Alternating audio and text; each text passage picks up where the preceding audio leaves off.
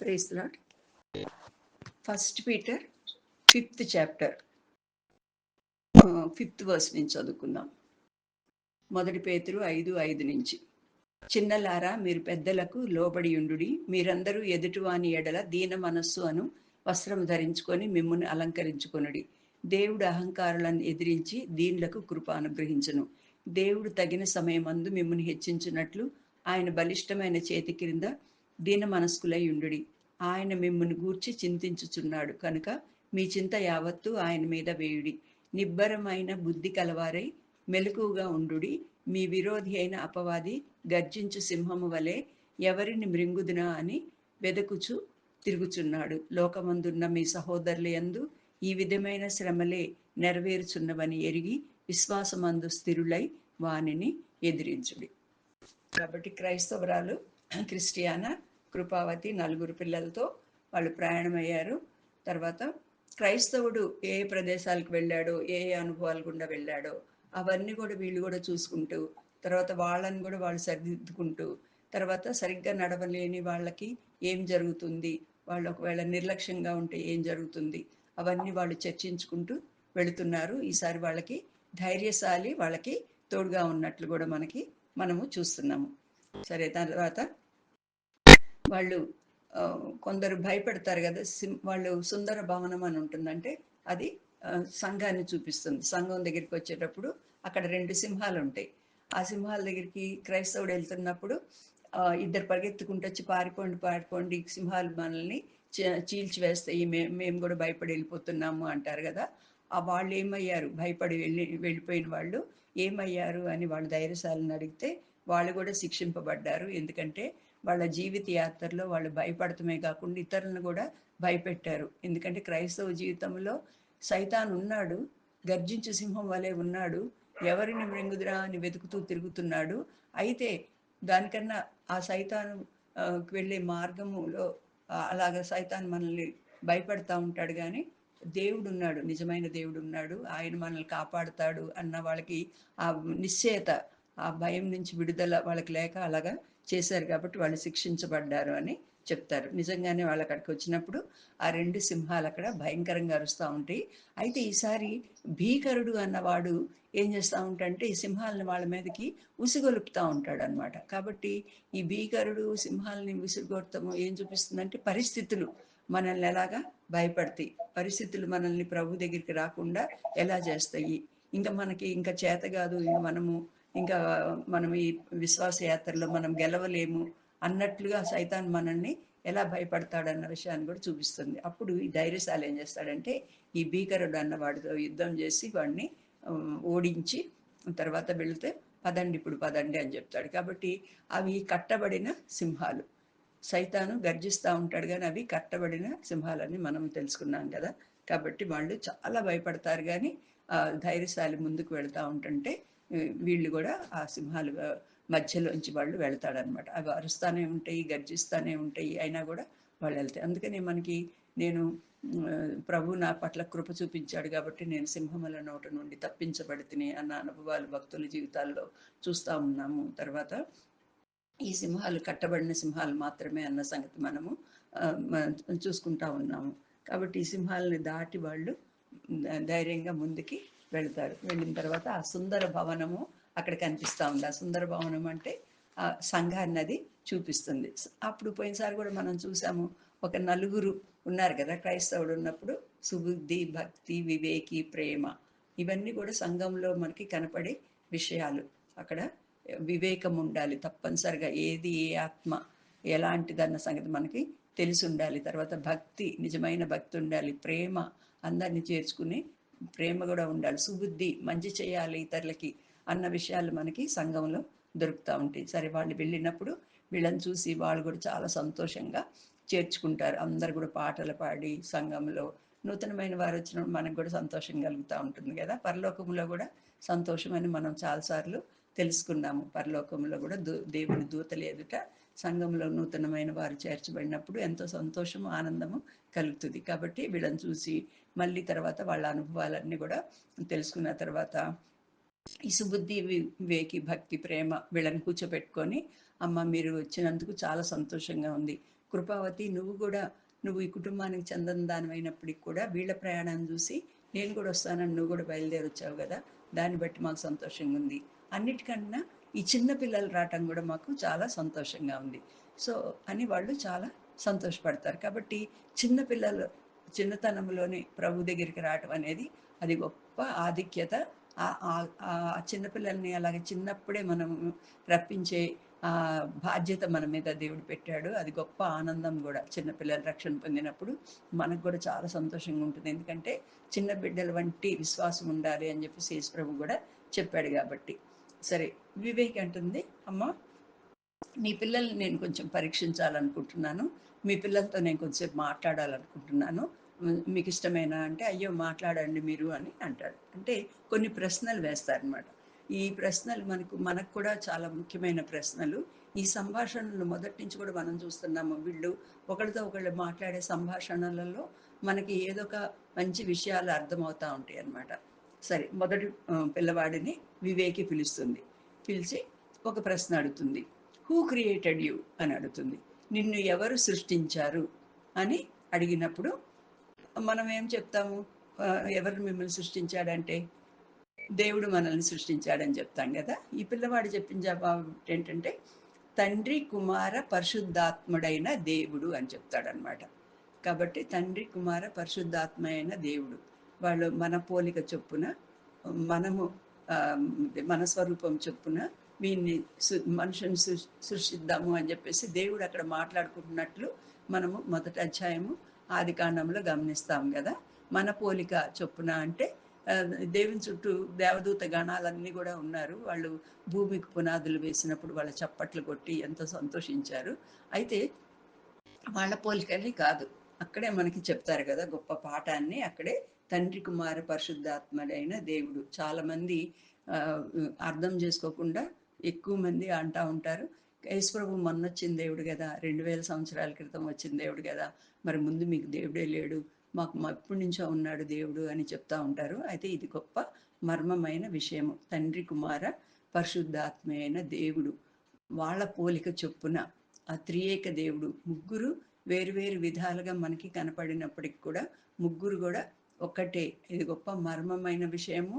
తర్వాత మనము తప్పనిసరిగా నమ్మాల్సిన విషయము.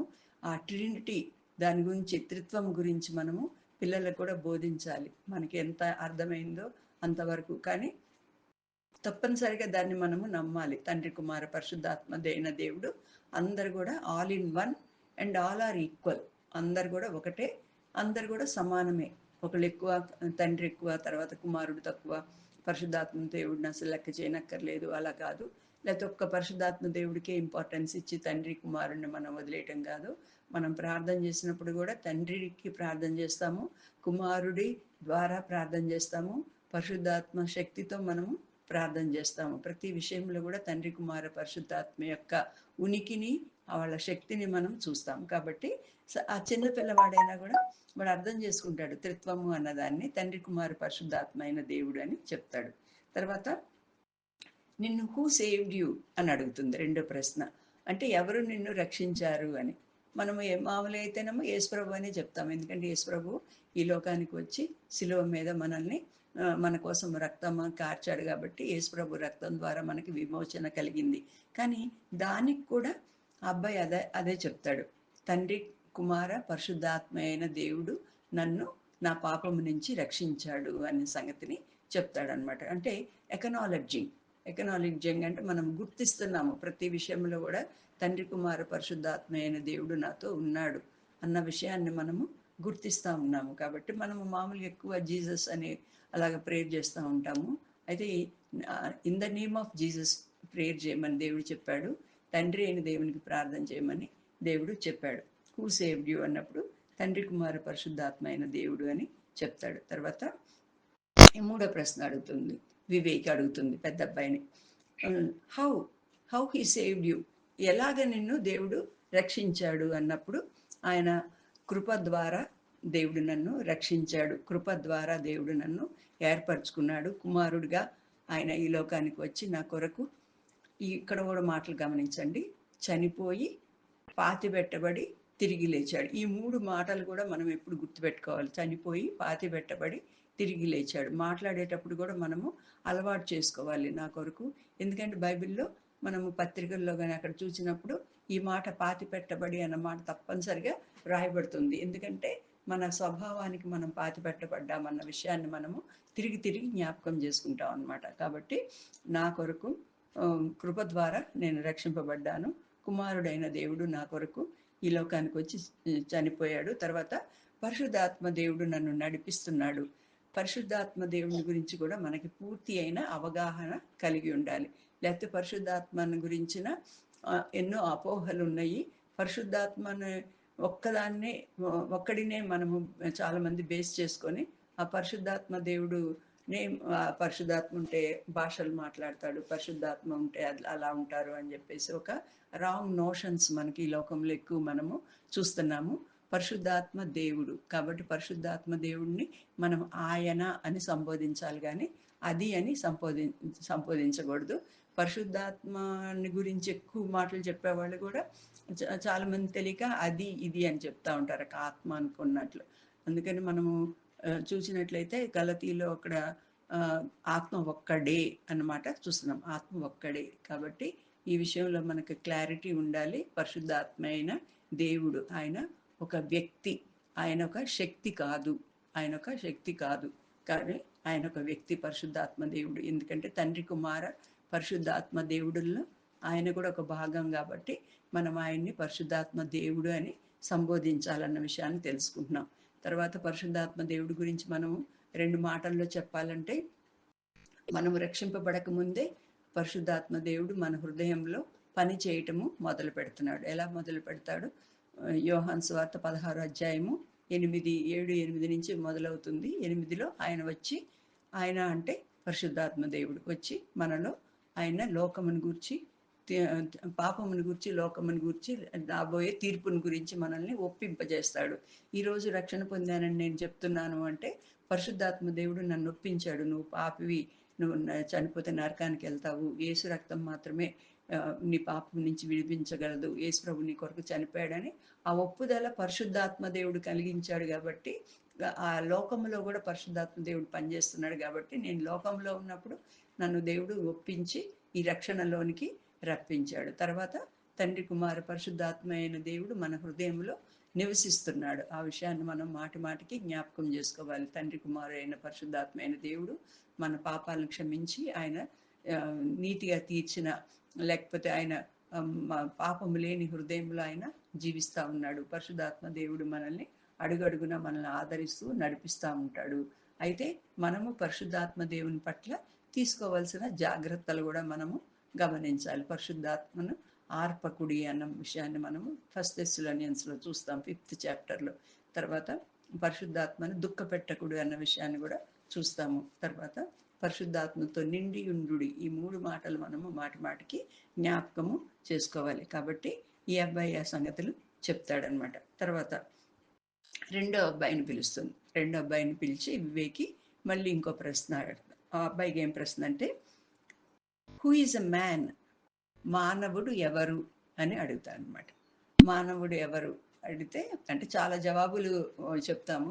మానవుడు అంటే మామూలుగా డైరెక్ట్ చెప్పాల్సింది దేవుని చేత సృష్టించబడినవాడు. అయితే ఈ అబ్బాయి ఏం చెప్తాడంటే దేవుని చేత సృష్టింపబడిన వివేకము కలవాడు అని చెప్తాడు. వివేకము కలవాడు. ఎందుకు వివేకము కలవాడు అని చెప్పాడు? దేవుని చేత సృష్టించబడినవి ఈ లోకంలో మనకి ఎన్నో కనిపిస్తూ ఉన్నాయి కదా. సూర్య చంద్ర నక్షత్రులు, ఈ వెలుగు కూడా దేవుడే చేశాడు. తర్వాత భూమిని, ఆకాశాన్ని ఇవన్నీ కూడా చేశాడు. మనకు కావాల్సిన చెట్లు, చేమలు ఇవన్నీ చేశాడు. తర్వాత జంతువుల్ని చేశాడు. తర్వాత ప్రాకు ఇవి పురుగులను చేశాడు. తర్వాత నీటిలో ఇది చేపలను చేశాడు. ఫౌల్స్ ఆఫ్ ద ఎయిర్ చేశాడు. అన్నిటిని కూడా ఆయనే చేశాడు. కానీ మానవుడిని కూడా ఆయనే చేశాడు, సృష్టించాడు, లేకపోతే ఆయన చేశాడు. చేసినప్పుడు మిగతా వాళ్ళకి లేని ఒక వివేకము, ఏది తప్పు, ఏది నిజము, ఏది ఒప్పు, లేకపోతే ఏది చెయ్యాలి, లేకపోతే నిజమైన దేవుడు ఎవరు అన్న, ఒకవేళ చనిపోతే ఏమవుతాము, ఈ లోకంలో ఎంతకాలం ఉంటాము, మనము ఎలా జీవించాలి, ఈ లోకం విడిచిన తర్వాత లైఫ్ ఉందా, ఈ విషయాలన్నిటిని కూడా మానవుడికి మాత్రమే తెలియబడి. ఈ పిట్టలకి వాటిలికి కూడా కొన్ని వివేకాలుంటాయి గదా! పిట్టకి మనం కోడి పిల్లలప్పుడు గూడా చూసుకున్నాము. గద్దొచ్చినప్పుడు పిల్లల్ని కాపాడుకోవటము, లేకపోతే చాలా విషయాలు మనం జూసినప్పుడు జంతువులు గూడా చాలా తెలివితో అవి ఆహ్, ప్రవర్తిస్తాయి. ట్రైన్డ్ డాగ్స్ ఉంటాయి.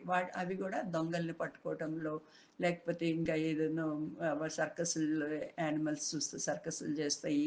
ఆ తెలివి వేరు. అయితే దేవుని గురించిన వివేకము, వివేచన మానవునికి మాత్రమే ఇవ్వబడింది. కాబట్టి అబ్బాయి ఒక మంచి జవాబు ఇస్తాడు మొదటి ప్రశ్నకి.